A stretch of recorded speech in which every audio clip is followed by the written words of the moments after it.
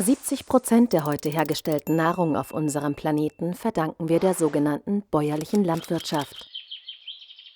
Das sind Fischer, Kleinbauern, Züchter, Nomaden, landlose indigene Völker und Landarbeiter. Weil es sie gibt, ist unsere tägliche Nahrung nachhaltig und qualitativ hochwertig. Man stellt bäuerliche Landwirtschaft im Allgemeinen der sogenannten industriellen Landwirtschaft gegenüber. Diese stellt natürlich auch Nahrung her, jedoch vor allem um Profit und Erträge zu erzielen. Extrem hohe Kosten für die Allgemeinheit und die Umwelt sind die Folge. Es erheben sich zunehmend Stimmen, die die verheerenden Auswirkungen dieser Landwirtschaft anprangern. Die Realität sieht jedoch so aus. Die öffentliche Politik zieht das agroindustrielle dem agroökologischen Modell vor. Dies hat zur Folge, dass Kleinbauern systematisch marginalisiert und diskriminiert werden und dass sie dem Hunger als Erste zum Opfer fallen. Weltweit hungern 1 Milliarde Menschen, davon leben 80% im ländlichen Raum. Und die Instrumente, über die wir derzeit verfügen, reichen nicht aus, um diese Menschen vor dem Hunger zu bewahren. Diese Fakten erklären, warum verschiedene Akteure sich um einen Tisch versammelt haben, mit dem Ziel, eine echte UN-Erklärung der Rechte von Kleinbäuerinnen und Kleinbauern und anderen Menschen, die in ländlichen Regionen arbeiten, auszuarbeiten. Auf der einen Seite die Bauern, die Zivilgesellschaft und La Via Campesina, die größte internationale Bauernbewegung. Seit 2001 arbeiten sie gemeinsam an einem Erklärungsentwurf. Auf der anderen Seite die Vereinten Nationen, somit unsere Staaten. Nach der Nahrungsmittelkrise von 2008 beauftragt der UN-Menschenrechtsrat den beratenden Ausschuss mit der Erarbeitung von Empfehlungen, um die Rechte der Menschen, die in ländlichen Gebieten arbeiten, besser zu schützen. Für den Ausschuss steht schnell fest, dass ein besonderer Schutz erforderlich ist. In starker Anlehnung an die Inhalte der Erklärung von La Via Campesina schlägt der Ausschuss die Verabschiedung einer Erklärung der Rechte von Kleinbäuerinnen und Kleinbauern und anderen Menschen, die in ländlichen Regionen arbeiten, vor. Diese Erklärung liegt heute auf dem Tisch.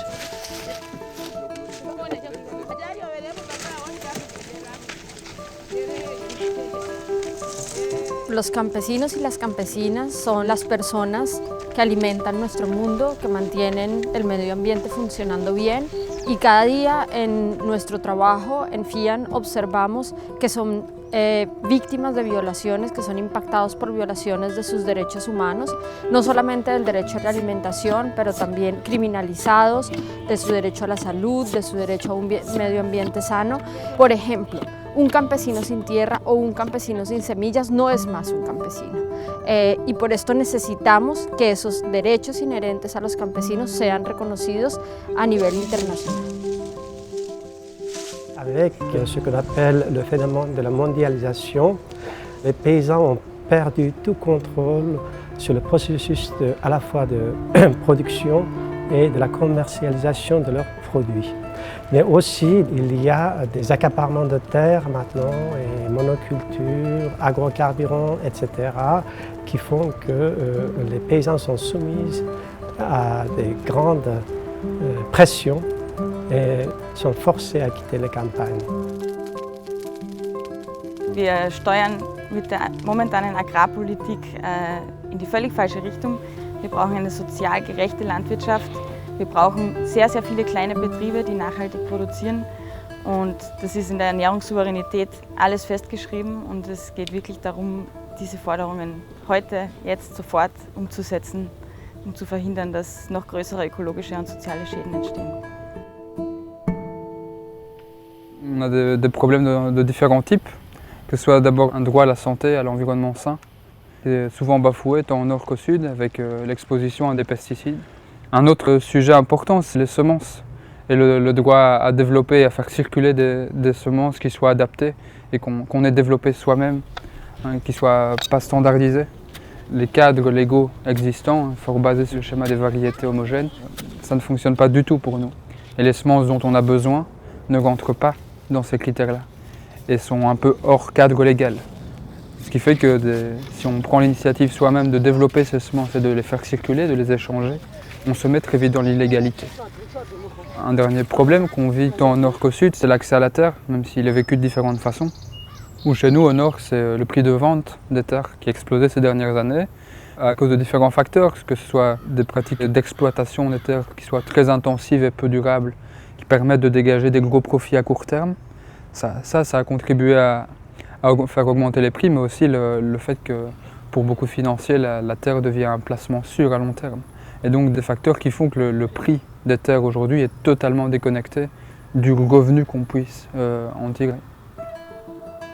Y nosotros pensamos que tenemos que proteger al pequeño campesinado, tenemos que proteger esta producción de pequeña escala, diversificada, orientada al mercado local, y necesitamos un marco de protección para nosotras, campesinas de Europa, para todas las campesinas y campesinos alrededor del mundo. En particular, yo soy una campesina, soy mujer y veo que muchas veces la pobreza tiene rostro de mujer campesina. Und die Deklaration bringt diese ganzen Forderungen und diese ganzen Probleme unter einen Hut und setzt einfach ein starkes Zeichen dafür, dass wir uns solidarisieren, dass wir uns da bemühen, in unseren eigenen Ländern, auf unseren eigenen Märkten verantwortungsvolle Politiken umzusetzen und vertrauen darauf, dass diese Politiken sich im globalen Süden genauso positiv auswirken wie bei uns. Die Erklärung wird viel mehr als ein symbolischer Text sein. Sie wird ein griffiges Instrument sein, um Menschenrechtsverletzungen gegen ländliche Gemeinschaften zu stoppen. Alle UN-Gremien werden sich darauf beziehen müssen. Die Staaten werden sich rechtfertigen müssen, wie sie die Erklärung umsetzen. Vor allem wird sie hoffentlich nationale Gesetze inspirieren und Einzug halten in die Verfassungen der einzelnen Länder.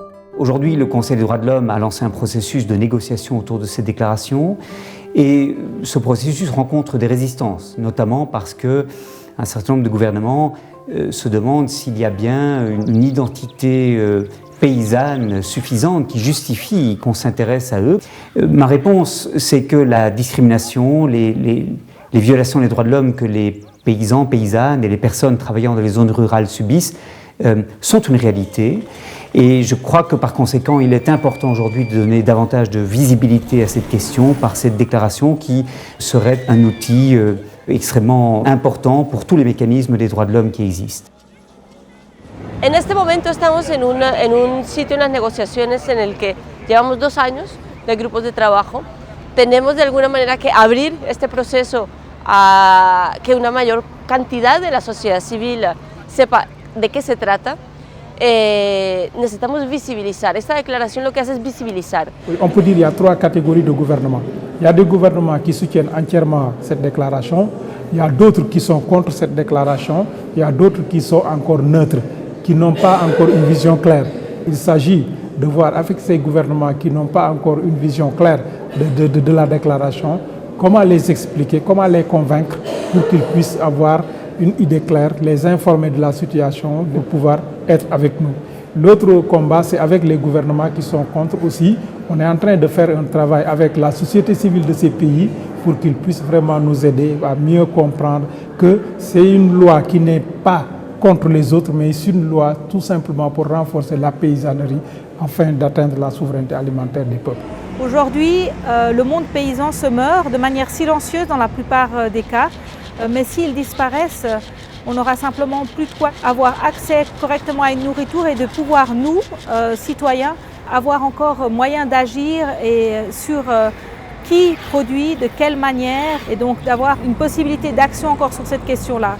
Y que sobre todo se den cuenta en Europa que no estamos hablando de una brecha norte-sur, sino que los problemas que siempre se han asociado al sur global, Asia, África, América Latina, en cuanto a imposibilidad y a precariedad de campesinas y campesinos, también están en Europa.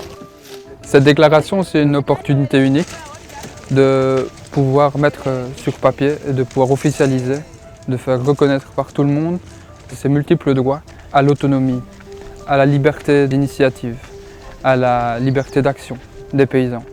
Si l'humanité a subsisté jusqu'à aujourd'hui, c'est grâce à cette débrouillardise et à cette capacité d'invention des agriculteurs. Les paysans, les paysannes sont les gardiens de la biodiversité, sont les gardiens des territoires ruraux, permettent de développer des alternatives à l'agriculture industrielle à grande échelle dont on connaît aujourd'hui les coûts considérables pour la collectivité, et par conséquent ce combat des paysans, paysannes, des personnes travaillant dans les zones rurales pour la préservation de leur mode de vie et de leur capacité à continuer à produire est un combat qui au fond doit nous concerner tous. Et je crois que l'opinion publique est aujourd'hui de plus en plus mobilisée, les attentes des ONG comme des mouvements sociaux se font de plus en plus forts, et les gouvernements, à terme, vont devoir entendre cet appel.